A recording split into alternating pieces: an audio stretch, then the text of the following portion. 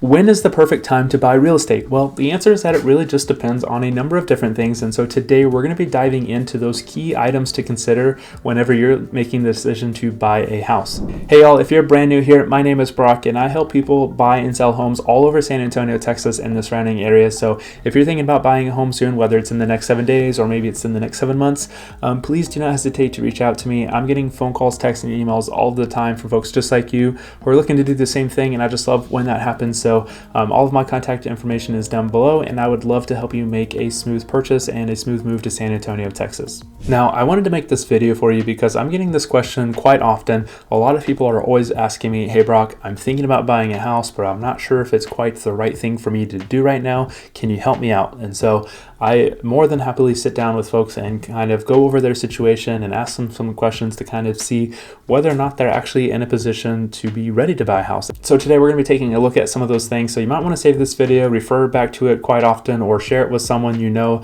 that may be on the fence about buying a house or not, because everyone's situation is different, and of course different life events that we're going to be touching on later on in the video happen and change periodically. So definitely check back into this video to give yourself a reminder of whether or not it may be a good time if you're still thinking about making that purchase on a home. Now, this first consideration here is maybe you are in a position where you actually need to buy a house, right?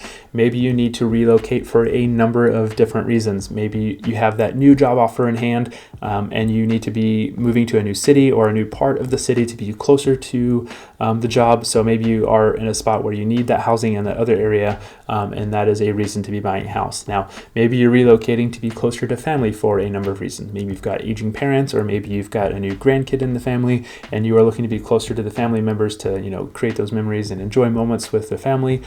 Maybe you are just sick and tired of the weather. I have met a couple of different families that I've helped move to San Antonio, and they don't realize how hot it can be down here, and so they've decided to move back to a cooler area of the country. And so that could be another reason as well. Maybe it's too cold, maybe it's too hot, maybe it's too wet, maybe too dry. A number of reasons there on the weather, but that could be a reason. Another reason I see people move is maybe they've got a change in their marital status, right? Maybe they are a newly wed couple and they are looking to move in together and they need a house for themselves. Maybe it is quite the opposite. Maybe there is a divorce happening between a couple and they need to, separate. And so one of these members need to buy a house to get away from the other one. So there are a number of different reasons why you would need to relocate, and those are more of a reason to be able to need to buy a house versus a want to buy a house, right? Now, a couple of additional things to keep in mind here, just to be ready at all times, because you never know when some of those changes are going to happen. Just be on top of your paperwork, right? A lender is going to need a few different things from you, to include your W-2, your pay stubs, as well as your tax return. So you want to make sure you know where those items are, or make sure they're easily accessible. They may also need a marriage certificate or a divorce decree. So you might want to keep those things handy as well. You're also going to need things like your social security card, your driver's license, all those things to verify your identity, both with the lender as well as at the title company whenever you go to sign all the documents. But you want to keep those things handy and make sure that they're available. Also, if you're a veteran like myself and you're going to be using a VA home loan, you're going to need your certificate of eligibility.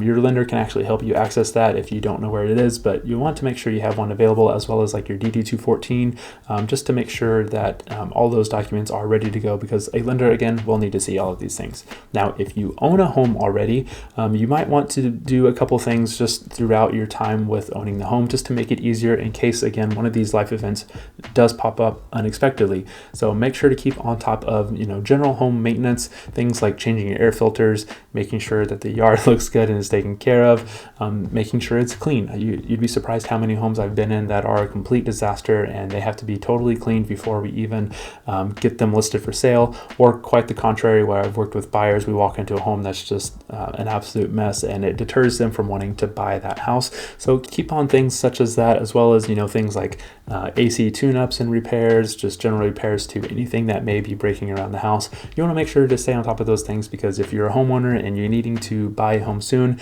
it makes it much easier for you to sell your current house if all of those things are already in working order and taken care of, because those are things that buyers will typically negotiate and will hurt the sales value of your house whenever you go to sell it.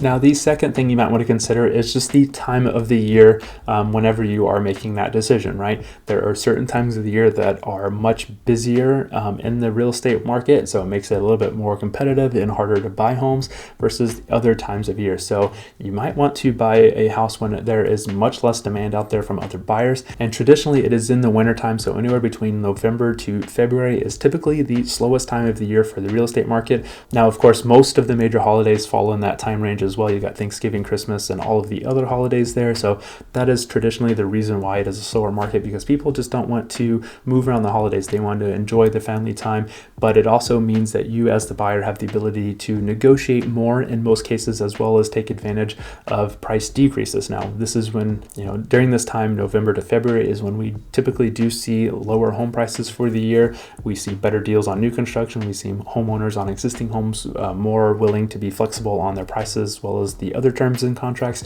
So typically this is a really good time to buy a house. And if you're a first time home buyer, you can really take a little bit longer to kind of look around and take your time to look at homes and explore all of your options available. Now, between February and March, that is when home sales typically start to increase. Usually we see about a 24% increase in activity when it comes to home sales between February and March. And then May to August is our busiest time of the year for real estate. That is when we see the most home sales happening. Again, that is kind of just due to the seasonality. If you think about it, a lot of folks out there have kids that are in schools, and so when the schools are done for the summertime, that is when a lot of the families move, so they don't have to move their kids from one school to the next during the middle of the school year. So typically during these summer months, when it's much busier out there, we see a large increase in buyers, as well as prices start to increase. It makes it more competitive when we're making offers on homes.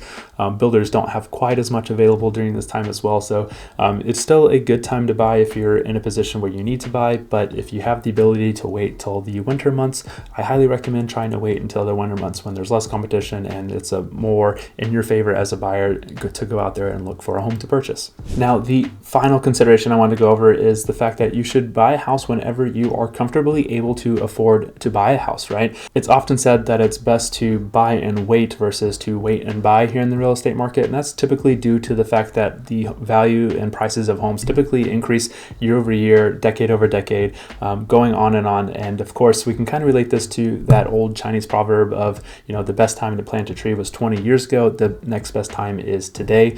And so it's better to buy a house now and let it appreciate over time versus, waiting for the value and prices of these homes to continue to increase and make it less easy for you to purchase a house whenever these prices keep going up. Now, you can always sell a house later and upgrade. I always try to tell folks, like, the first house you get, if it's your first one, doesn't have to be your forever home. It doesn't have to be your dream home.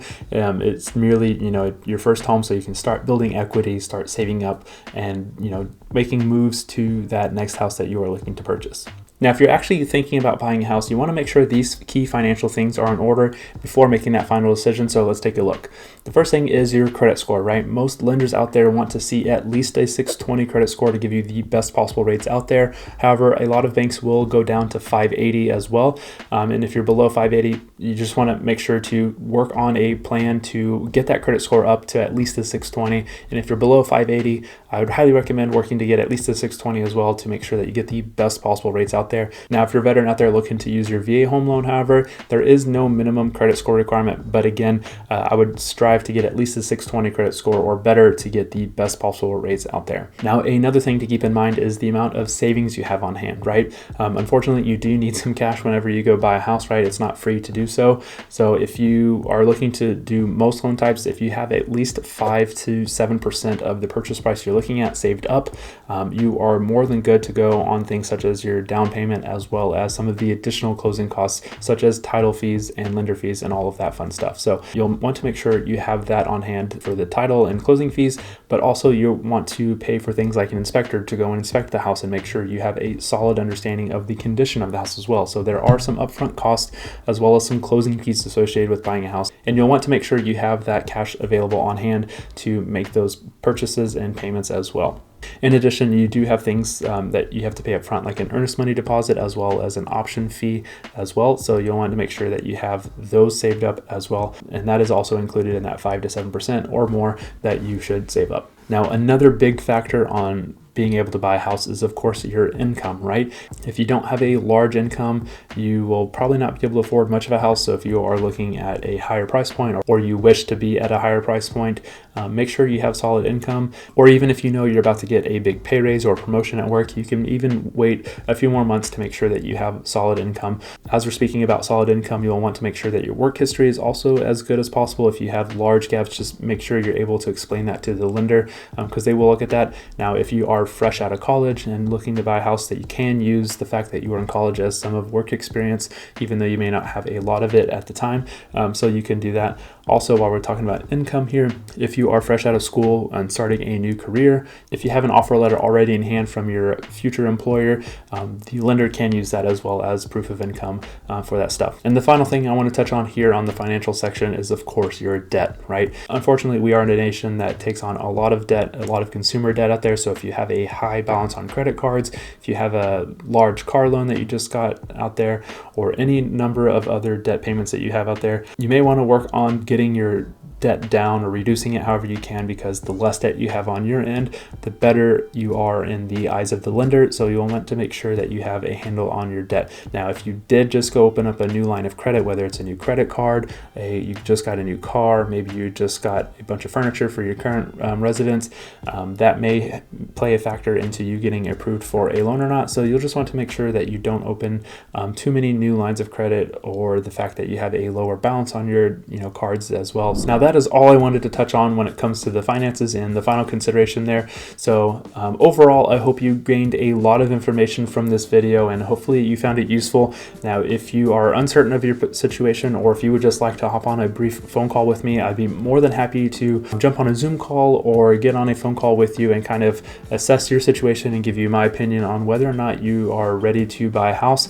I have no obligation there, so if we do, hop on a phone call, I'm not expecting you to, say, yes, Brock, I'm going to buy a house. So of course there's no obligation there, but I'm happy to help you assess your situation, maybe ask a few more questions, or answer some of your questions that you may have for me as well, to make sure that you are comfortable with your decision, either way on buying a house or not. So with that, if you haven't already, please make sure to hit that subscribe button and tap that bell icon so that you'll be the first to learn about living here in San Antonio and any other information I share on this channel here. I thank you so much for your time today. I hope you have an incredible day, and I can't wait to talk to you soon.